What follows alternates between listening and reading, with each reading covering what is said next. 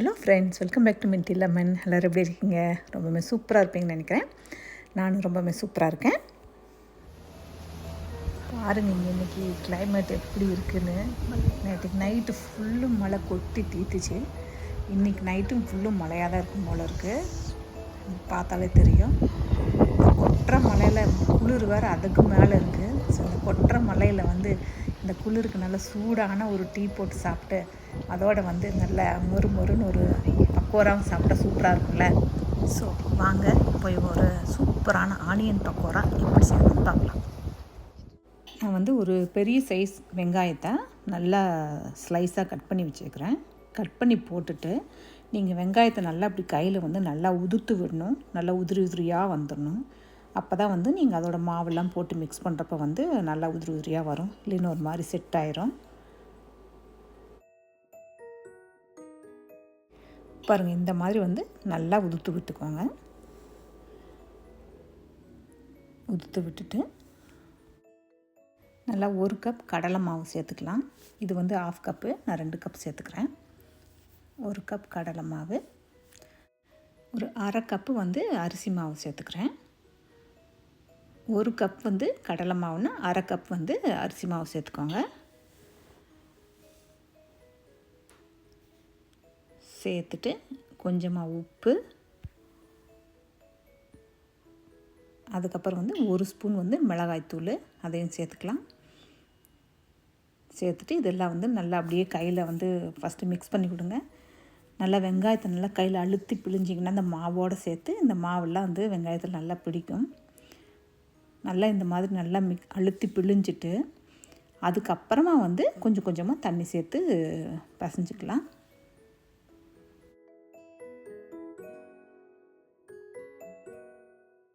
ஒரு 4 பல்லு பூண்டு தட்டி வச்சுருக்கேன். அதையும் இதோட சேர்த்துக்கிறேன். சேர்த்துட்டு கொஞ்சமாக 1 ஸ்பூன் சோம்பு அதையும் சேர்த்து நல்லா அப்படியே பெசறி விடுங்க.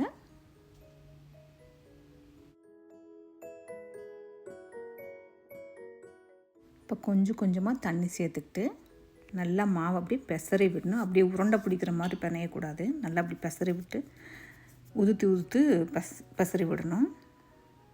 தண்ணி நிறைய சேர்த்துடக்கூடாது. தண்ணி அளவாகவே பார்த்துக்கோங்க. இதில் கொஞ்சமாக கொத்தமல்லி தலைகள் சேர்த்துருக்கேன். இந்த கருவேப்பிலை இல்லை இருந்தால் அதையும் சேர்த்துக்கோங்க. அதுக்கப்புறம் கொஞ்சமாக இஞ்சி கட் பண்ணி அதையும் சேர்த்துக்கிட்டேன். அதுக்கப்புறம் 1 ஸ்பூன் எண்ணெய், எந்த எண்ணெய்னாலும் பரவாயில்ல, ஊற்றிக்கோங்க. ஊற்றிட்டு அப்படியே ஒரு மாதிரி எல்லாத்தையும் மிக்ஸ் பண்ணி விடுங்க. அப்படியே பெசறி விட்ட மாதிரியே மிக்ஸ் பண்ணணும். நான் பச்சை மிளகா இதோட சேர்க்க மாட்டேன். ஏன்னா சாப்பிட்றப்ப கடிச்சிருவாங்க அப்படிங்கிறனால சேர்க்க மாட்டேன். அதுக்காக தான் மிளகாத்தூள் சேர்த்துருக்கேன். இப்போ எண்ணெய் சூடாயிருச்சு. நான் வெஜிடபிள் ஆயில் யூஸ் பண்ணுறேன். இப்போ அதை அப்படியே ஊற்று விடுங்க.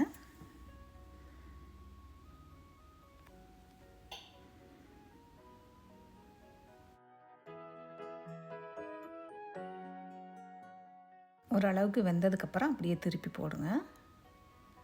நிறைய நீங்கள் இதில் வெங்காயம் சேர்த்துக்கிட்டிங்கன்னா தான் நல்லாயிருக்கும். வெங்காயம் கம்மியாக இருந்துச்சுன்னா ஒரு மாதிரி மாவாக இருக்கும். அதனால் நிறைய வெங்காயம் சேர்த்துக்கோங்க.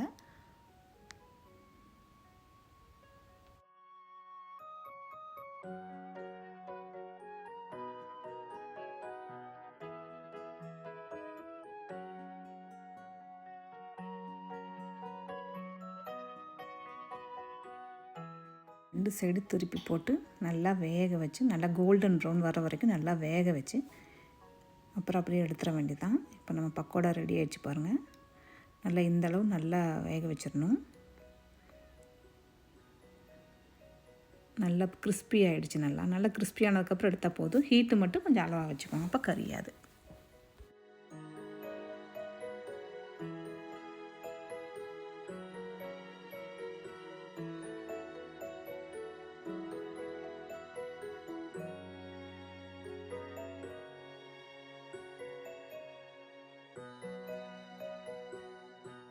எடுத்து எண்ணெயை நல்லா சுத்தமாக வடிச்சிட்டு அப்புறம் அப்படியே ஒரு பேப்பரில் ஒரு பேப்பர் டவல் போட்டு அப்படியே வச்சுருங்க. இப்போ நம்ம சூப்பரான ஆனியன் பக்கோரா ரெடி. இப்போ டீயை கொண்டு வந்துடலாம்.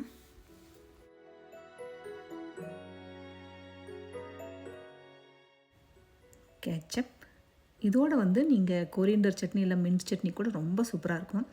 நீ அதை வேறு யார் செய்கிறதுங்கிறதுக்காக வந்து நான் அப்படியே இந்த கேச்சப்பே வச்சுட்டேன். ஸோ மலைக்கு சூப்பரான மசாலா டீ வந்து ரெடி. வாங்க கொட்டுற மலைக்கு சூப்பராக ஒரு டீயும் பக்கோடாவும் சாப்பிட்லாம். இந்த ரெசிபியை வந்து நீங்களும் வீட்டில் ட்ரை பண்ணி பாருங்கள். ட்ரை பண்ணி பார்த்துட்டு உங்களுக்கு இந்த ரெசிபி பிடிச்சிருந்துச்சின்னா லைக் பண்ணுங்கள், ஷேர் பண்ணுங்கள். மறக்காமல் மின்ட்டி லெமன் சேனலுக்கு சப்ஸ்கிரைப் பண்ணுங்கள். தேங்க்யூ.